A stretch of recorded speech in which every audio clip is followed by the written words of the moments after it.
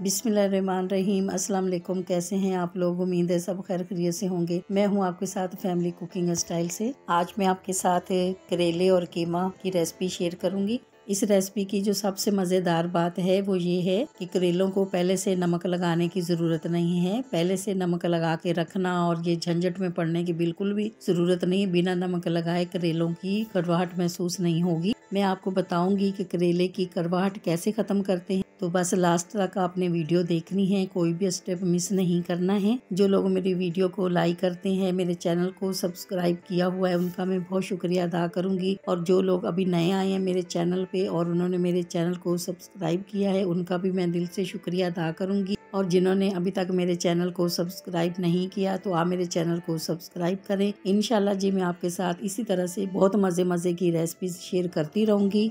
तो चलें जी, हम चलते हैं अपनी रेसिपी की तरफ। यहाँ पर करेले लिए मैंने हाफ केजी और बहुत अच्छी तरह से इसको मैंने वॉश कर लिया है पानी से। करेले का बहुत मोटा छिलका उतारने की ज़रूरत नहीं होती। तो चलें जी, अब मैं इस तरह से इसकी कटिंग कर लूँगी। करेले हमारी सेहत के लिए बहुत फ़ायदेमंद हैं और जिन लोगों को शुगर होता है उनके लिए तो करेला जो है खाना बहुत ही फ़ायदेमंद है। हफ्ते में 1 या 2 बार ज़रूर करेले घर में पकाया करें।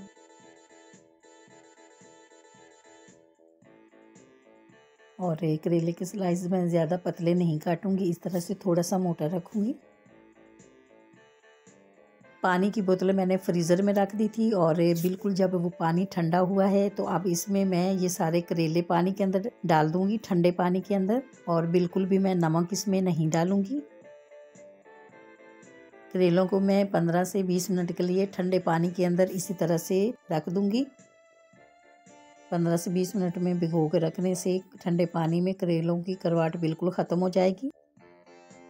करेलों को पानी में भीगे हुए 15 से 20 मिनट हो गए थे। और अब मैं इनको फ्राई कर लूँगी। जैसे लोग पहले नमक लगा देते हैं, फिर नमक लगाने के बाद उसको फिर अच्छी तरह से उसका करेलों का जो पानी होता है, उसके अंदर जो लिक्विड होता है वो सब ज़ाया कर देते हैं, निकाल देते हैं। तो फिर करेले खाने का क्या फ़ायदा है कि जो करेले के अंदर लिक्विड होता है, पानी होता है, वो सब आपने ज़ाया कर दिया, तो फिर तो खाने का कोई फ़ायदा नहीं है। और वैसे भी अल्लाह ताला ने करेले के अंदर अगर कड़वाहट रखी है तो इसके पीछे कोई तो फ़ायदा होगा, तो इसीलिए है ना, वरना करेला तो मीठा होता। लेकिन किसी हद तक हम इसकी कड़वाहट जो है कम कर सकते हैं। तो बस इसी तरह से ठंडे पानी में आप 15 से 20 मिनट के लिए करेलों को काट के भिगो के रखेंगे तो कड़वाहट काफ़ी हद तक कम हो जाएगी। और कभी भी करेलों को पहले से नमक लगा के रखने से, क्योंकि उसके अंदर जो लिक्विड होगा, उसका अपना पानी होगा, वो ज़ाया हो जाएगा। तो कभी भी करेलों को पहले नमक लगा के रखने की ज़रूरत बिल्कुल भी नहीं है।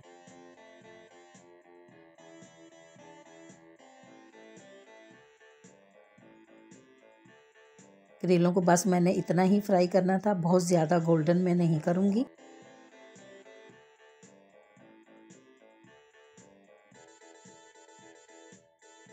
करेले हमारे फ्राई हो चुके हैं तो अब मैं कीमा फ्राई कर लूँगी।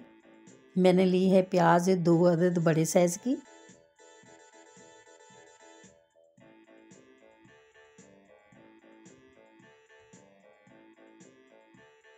प्याज़ों को गोल्डन या लाइट गोल्डन नहीं करना है, इनको बस सिर्फ सौते करना है। तो प्याज हमारे सौते हो गए हैं तो अब मैं इसमें अदरक लहसुन का पेस्ट डाल दूँगी 1 टेबल स्पून।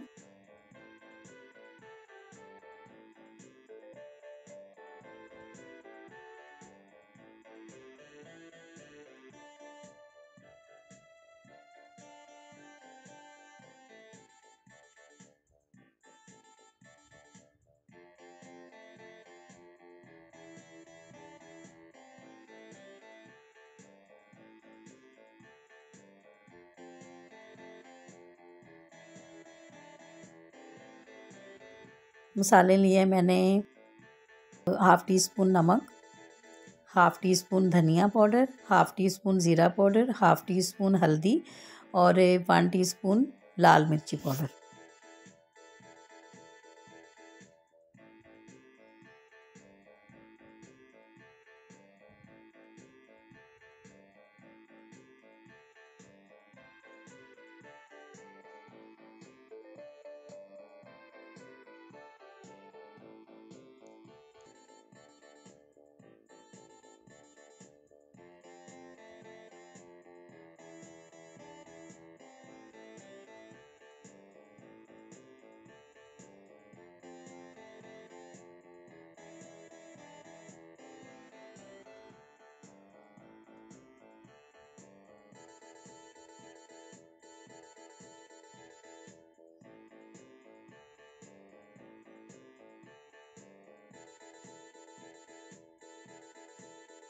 अब मैं इसमें शामिल कर दूंगी टमाटर। टमाटर लिया मैंने, एक लिया था बड़े साइज का।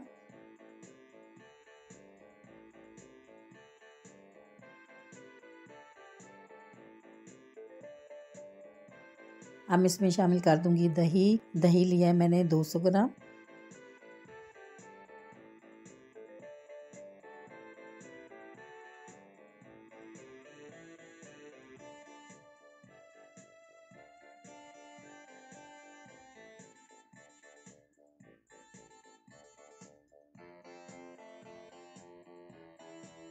मसाले की अच्छी तरह से मैंने भुनाई कर ली है और अब मैं इसमें शामिल कर दूंगी कीमा। कीमा लिया है मैंने 250 ग्राम।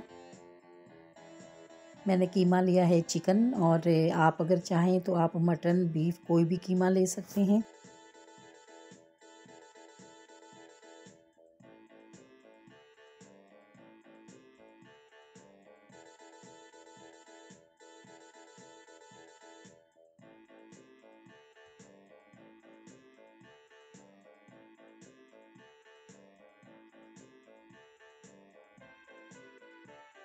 इसमें पानी डालने की बिल्कुल ज़रूरत नहीं होगी मुझे, क्योंकि चिकन का अपना जो पानी होगा उसी में ही कीमा कुक हो जाएगा।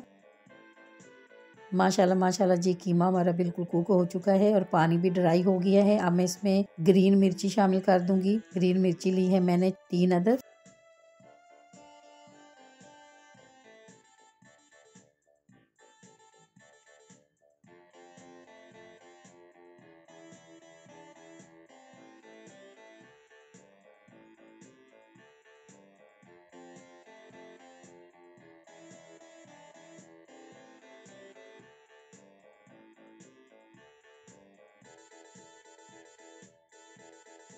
तो अब मैं इसमें शामिल करूंगी करेले फ्राई किए हुए।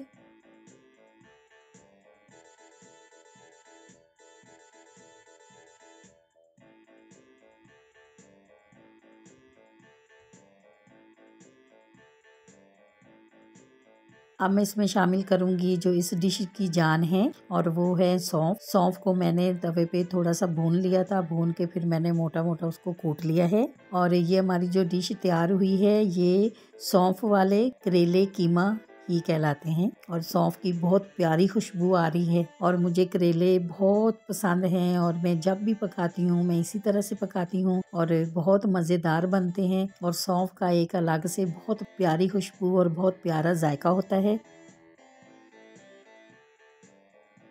माशाल्लाह माशाल्लाह जी, सौंफ वाले करेले कीमा हमारे बिल्कुल रेडी हो चुके हैं, और इतनी माशाल्लाह जी प्यारी खुशबू आ रही है, और सौंफ की तो बहुत प्यारी खुशबू आ रही है। अगर आपको ये मेरी रेसिपी अच्छी लगे तो मेरी वीडियो को लाइक और मेरे चैनल को सब्सक्राइब करना नहीं भूलिएगा। अपना बहुत ख्याल रखें, मुझे भी दुआओं में याद रखा करें। इंशाल्लाह मैं आपके साथ इसी तरह से बहुत मज़े मज़े की रेसिपीज शेयर करती रहूँगी। तो चलें जी, हम चाहते हैं आपसे इजाज़त। अब आपसे मुलाकात होगी एक नई रेसिपी के साथ। जब तक के लिए अल्लाह हाफिज़।